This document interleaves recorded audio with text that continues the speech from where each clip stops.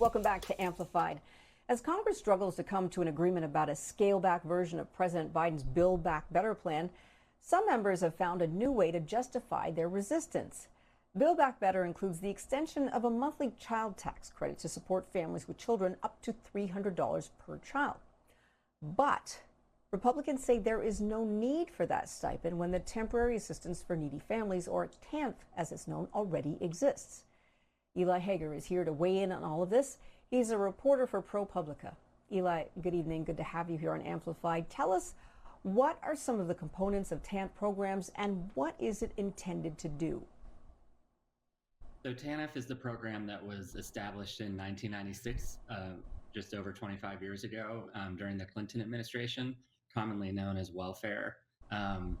Basically, when welfare reform happened, it handed discretion over welfare to the states, and each individual state around the country can administer this cash assistance program however that state sees fit. And a lot of states have spent decreasing amounts of money on the program over the years, and instead use the money for all sorts of other things that the state wants to use it for. And so it's become a very unsuccessful cash assistance program, and is part of why the child tax credit is needed. Eli, I got to tell you, I really hate when we use the word welfare. I know it's widely used, everyone uses it, and I say we, meaning the greater society, because you certainly don't use welfare when it comes to helping out big businesses and banks and so forth. But anyhow, how does TANF differ from the child tax credit?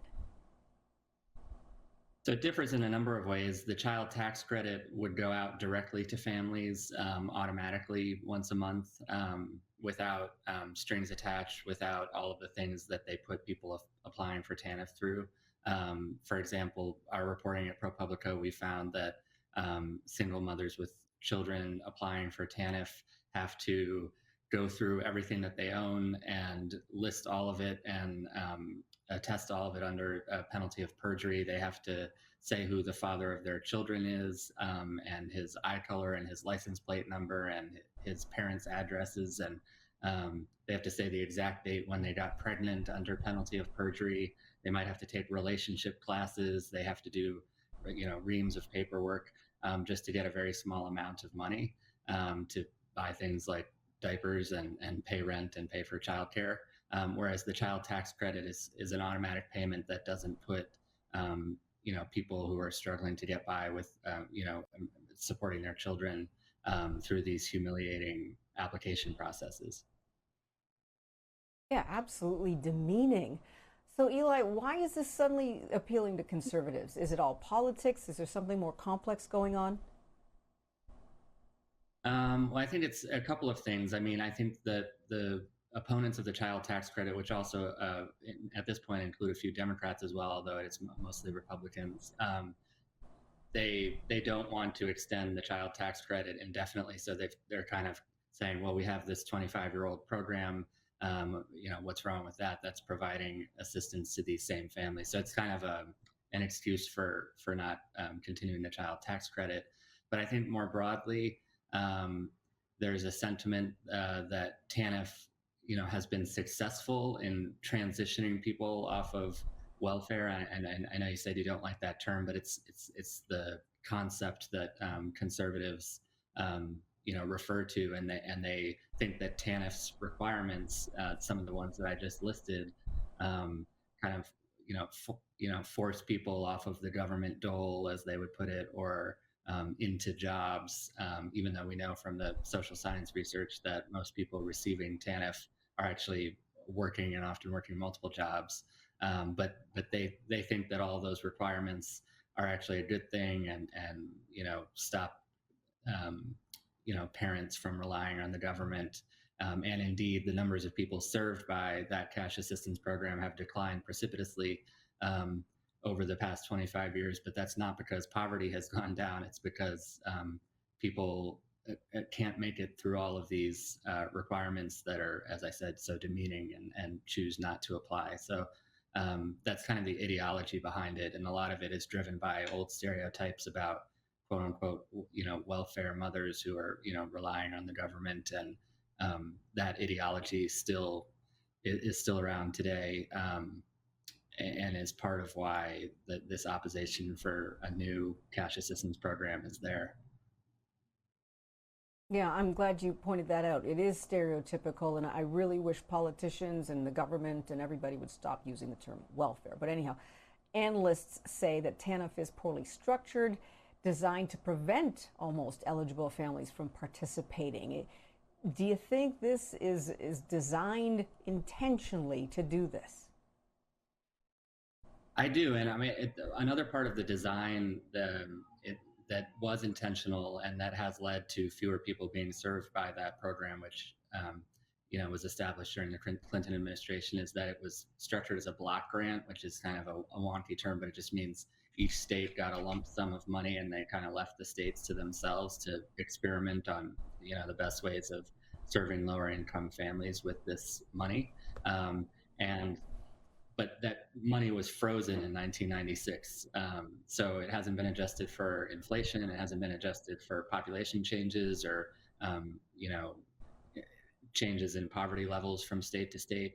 Every state is still getting the same amount of money. So that means obviously per child, fewer a less amount of money per child, because the amount of money has remained the same while population has increased. And so it's really kind of faded away as a program that really helps anybody at all, both because of the excessive barriers to applying for it, and also because of just the decreasing amount of money, which as I said before, states often just spend on other things entirely besides cash assistance. So, Eli, would you say, or are you saying, that the structure actually led to a rise in deep poverty? Well, poverty has remained almost exactly the same since 1996, although it spiked significantly during the early parts of the pandemic, which is part of why the child tax credit was put in place.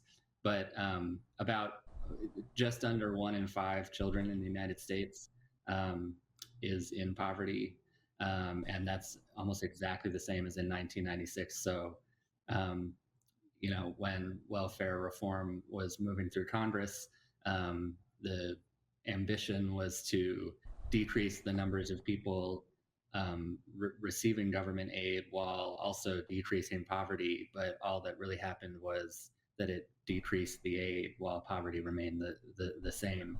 So it's clearly been an unsuccessful program, and the families who could have benefited from it would really benefit from an extended child tax credit.